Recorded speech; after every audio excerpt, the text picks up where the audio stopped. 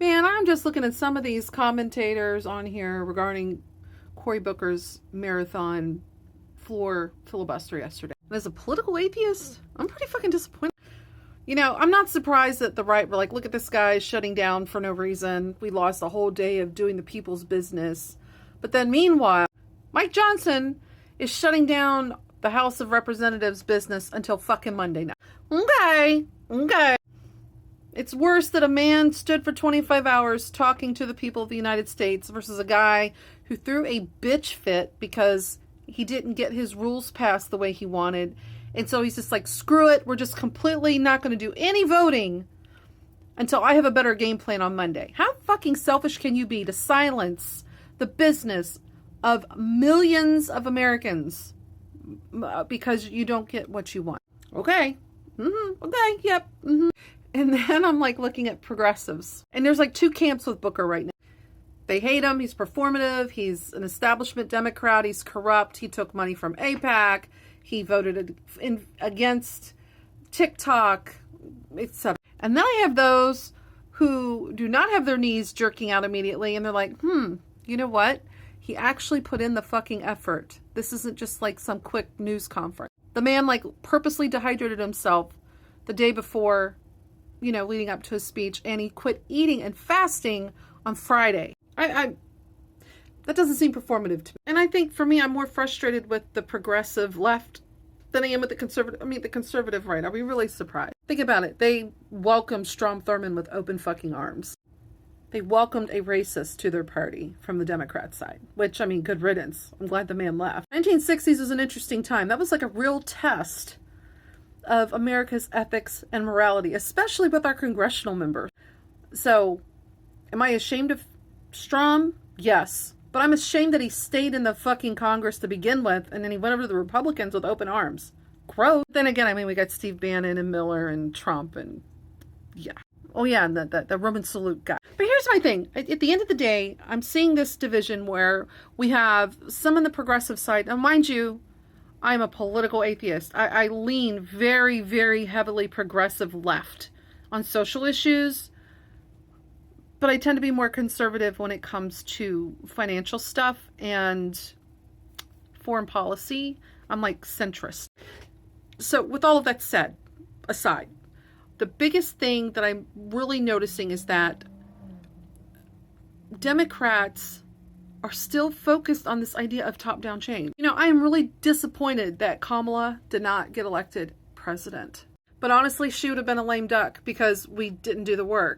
They won all three branches of the House and Senate and executive branch, right? So they would have just kept overturning anything she wanted to do anyway. And that's the thing. Republicans get the work done. You know, they talk about how MAGA and Trump is their dear leader, and it's very true. However, the Republicans did the fucking ground game. For some reason, many on the left are not connecting the Tea Party with MAGA. MAGA is literally Tea Party 2.0.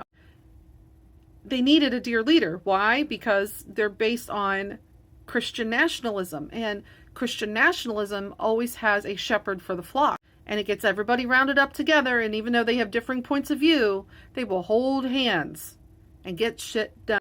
Blind faith. You know, the Democratic Party is much more diverse than this, which also can lead to a lot of divisiveness. And we're not very good at getting over that divisiveness. Really still kind of stuck on this whole politics is Burger King and you're supposed to get it exactly your way kind of mentality. The reality is we're stuck in a two-party system that has a lot of voting paradoxes. And no matter how much they try to make it fair, the way our system is set up at this point, it's never going to be 100% fair unless we get rid of the two-party system. But this is the current framework we're stuck in. But if you're going to leave your mind in idealisms, we're not going to get anything done. And that's the thing with the Republican Party. I don't think that they operate as much in idealisms as we like to think that they do. They're just, because they have faith, they're really accustomed to cognitive dissonance and rationalizing their really questionable decision making.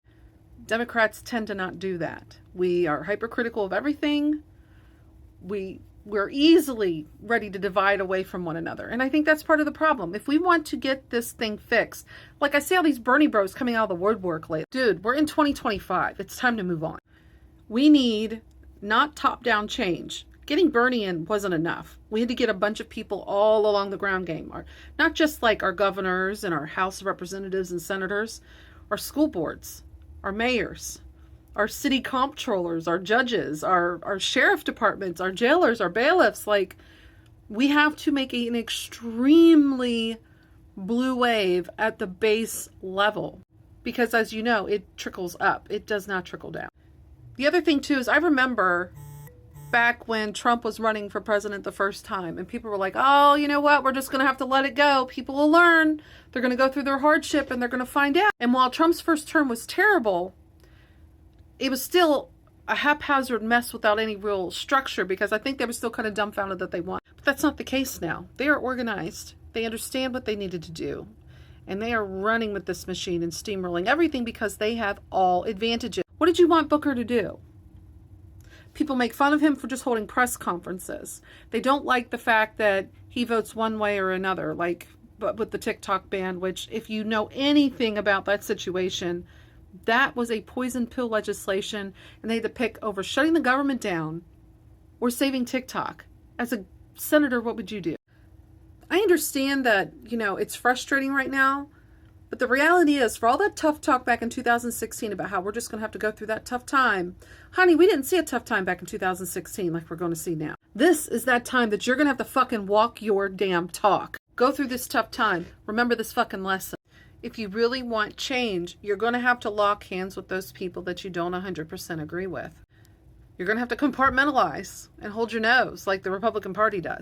It's kind of idealistic to think that you're going to be able to get a candidate that can do all the things that you want and all the things that everybody else wants so that we all come together and hold hands.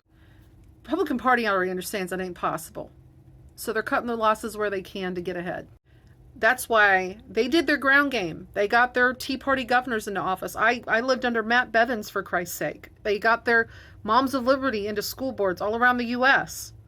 They got judges. Guys, they did the fucking work, and they are rumping our asses again.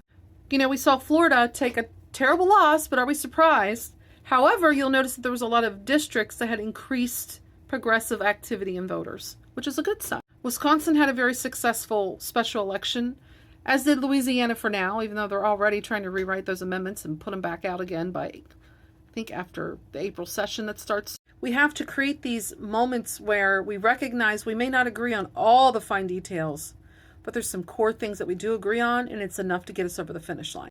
So if you're going to be like Hawk and, slam Corey as being performative after literally starving himself and dehydrating himself so he wouldn't defecate, which is way more extreme than what even Thurman did. As I recall, Thurman got food.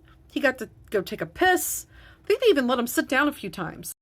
And as always, our minority communities have to go above and beyond and then some. And we're still questioning their effort. What the fuck is wrong with you?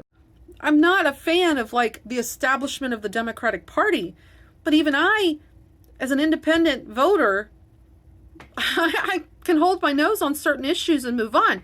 I don't let one thing, I don't even let a generation of things I don't agree with completely hold me back from achieving a greater good for our country. I'm starting to think some of you are being contrary just to be fucking contrary. You need to get down in reality here, not live in a world of idealism. And look, this turned into another 9-minute video.